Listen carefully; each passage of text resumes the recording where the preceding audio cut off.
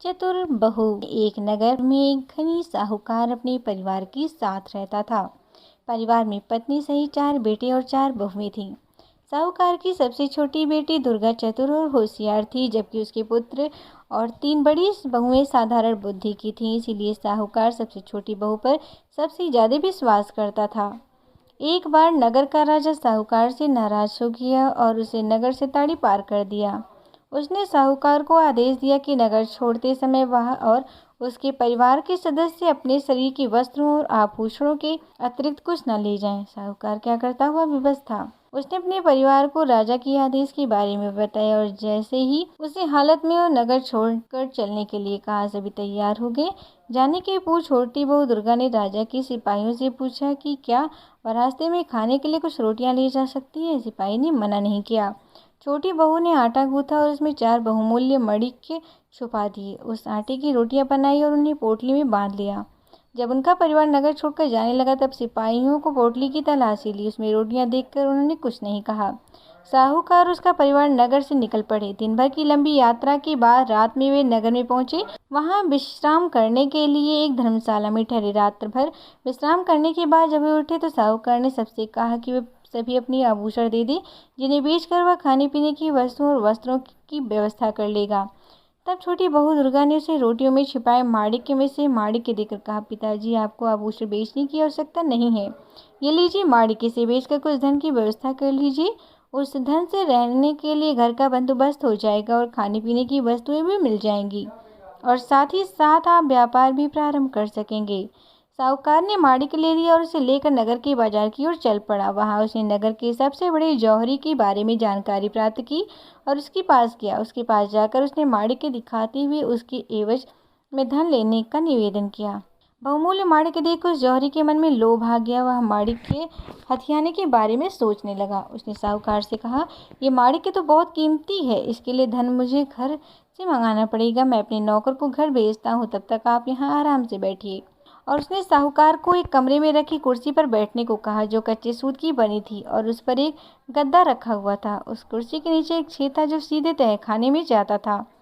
साहूकार जैसे ही कुर्सी पर बैठा, कच्चा सूत टूट गया और साहूकार छेद से होते हुए तहखाने में जा गिरा। जौहरी ने फौरन तहखाने का छेद पत्थर से बंद कर दिया। उसके ऊपर पहले के समान कुर्सी रख दी और फिर माणिक्य को तिजोरी में रख दिया। उधर धर्मशाला में सभी साहूकार की प्रतीक्षा करते करते थक गए, मगर वह नहीं लौटा।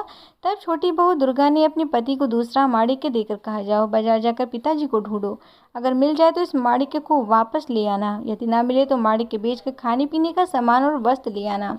उसका पति माणिक्य लेकर बाजार चला गया। वहां उसने अपने पिता की तरह ही सबसे बड़े जौहरी का पता किया। लोगों ने उसे उसी जौहरी के पास भेजा जिसने उसके पिता को कैद कर लिया था। जौहरी के पास पहुंचकर उसने उसे माणिक्य दिखाई। लालची और धूर्त जौहरी ने उसके साथ भी वही किया जो उसके पिता के साथ किया था। अब दोनों पिता पुत्र जौहरी के तहखाने में कैद थे।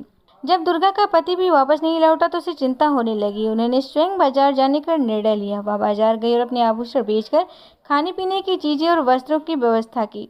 धर्मशाला वापस आकर उसने खाने पीने की चीजें, वस्त्र परिवार वालों को दिए और स्वयं यह कहकर वहां से निकल गई कि वह भी पिताजी और अपने पति को खोजने जा रही है।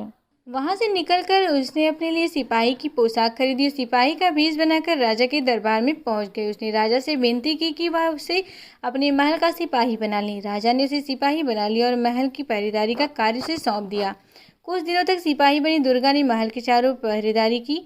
वहां उसे पता चला कि महल की पशुशाला में रोज रात एक राक्षस आकर उत्पात मचाता है। उसने राजा के पशुशाला की पहरेदारी की आज्ञा मांगी। पहले तो राजा हिचक गए, पर बाद में उसे अनुमति दे दी। वहां से कुछ दूरी पर जंगल के रास्ते में एक ऊंचे पेड़ पर चढ़कर दुर्गा सिपाही की भेष में बैठ गई। उसने अपनी उंगलियां जगह जगह से काट ली ताकि उसे नींद न आ पाए। रात होने पर उसने देखा कि जंगल की तरफ से एक बड़ा सा भैंसा सींग उठाए महल की तरफ भागा आ रहा है। वह समझ गई कि यही वह राक्षस है। जैसे ही वह भैंसा उस पेड़ के नीचे से गुजरा जिस पर दुर्गा बैठी हुई थी, वह दोनों हाथों में तलवार लिए नीचे कूद पड़ी और सीधे भैंस के ऊपर गिरी। भैंस पर गिरते ही उसने तलवार के तेज वार से उसका सिर काट दिया। मरते ही राक्षस अपने असली रूप में आ गया। दूसरे दिन राजा को यह समाचार प्राप्त हुआ तो वह बहुत प्रसन्न हुआ। उसने सिपाही दुर्गा को बुलाया और कहा, मैं तुमसे बहुत प्रसन्न हूँ। तुमने उस राक्षस से छुटकारा दिला दिया जो कई वर्षों से मैं परेशान कर रहा था। तुम्हें इनाम में जो चाहिए वह मांग लो। दुर्गा बोली, महाराज, यदि आप मुझसे प्रसन्न हैं तो मुझे इस नगर की रक्षा का भार सौंप दीजिए और मुझे अधिकार भी प्रदान कीजिए कि मैं यदि किसी अपराधी को देखूं तो उसे स्वयं दंड दे सकूं। उसकी काबिलियत देख महाराज ने उसे नगर का कोतवाल बना दिया। नगर का कोतवाल बनने के बाद दुर्गा ने अपने पति ससुर की खोज प्रारंभ की। उसने सोचा कि वे लोग अवश्य ही नगर के सबसे बड़े जौहरी के पास माणिक्य बेचने गए होंगे, इसीलिए उसने नगर के सबसे बड़े जौहरी का पता लगाया और उसके पास पहुंची। वह नगर के कोतवाल के भेष में थी तो जौहरी उसे पहचान नहीं पाया और कोतवाल समझकर खूब आवभगत करने लगा। वह बोला, अहो भाग्य, जो आप हमारी दुकान में पधारे, कहिए क्या सेवा करूं। कोतवाल बनी दुर्गा बोली, महाराज शीघ्र ही राजकुमारी का विवाह करने वाले हैं, उनके आभूषण के लिए हमें सुंदर और बहुमूल्य माणिक्य चाहिए, तुम्हारे पास हो तो दिखाओ। जौहरी ने कई माणिक्य दिखाए किंतु उनमें वह माणिक्य नहीं था जो दुर्गा ने अपने पति और ससुर को दिया था, इसलिए वह उन माणिक्यों को नकारती हुई बोली, कोई ऐसा माणिक्य दिखाओ जो राजकुमारी के अनुरूप हो, ये सब माणिक्य तो तुच्छ जान पड़ते हैं। तब जौहरी तिजोरी से निकलकर वही माणिक्य ले आया जो उसने साहूकार और उसके पुत्र से छीना था। दुर्गा माणिक्य देखते ही पहचान गई।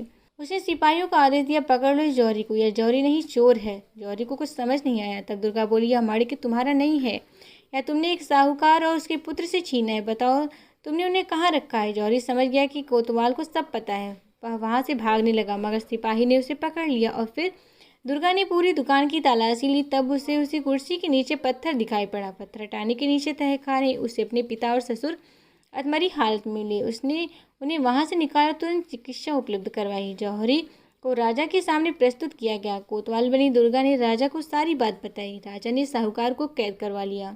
कोतवाल की बुद्धिमत्ता को देख बहुत प्रसन्न हुआ। उसका विवाह राजकुमारी से कराना चाहता था। उसने यह प्रस्ताव कोतवाल बनी दुर्गा के सामने रखा तो दुर्गा ने उसे सारा किस्सा बताते हुए सिपाही का वेश हटाकर अपने वास्तविक रूप में आई और हाथ जोड़कर बोली, महाराज मैं आपका प्रस्ताव स्वीकार नहीं कर सकती। मैंने ये सारा श्रम अपने पति और ससुर का पता लगाने के लिए किया था, मुझे क्षमा करें। राजा दुर्गा की बुद्धिमत्ता और बहादुरी देखकर चकित भी था और प्रसन्न भी। उसने दुर्गा को क्षमा कर दिया और उनके परिवार को अपने नगर में बसने की अनुमति दे दी।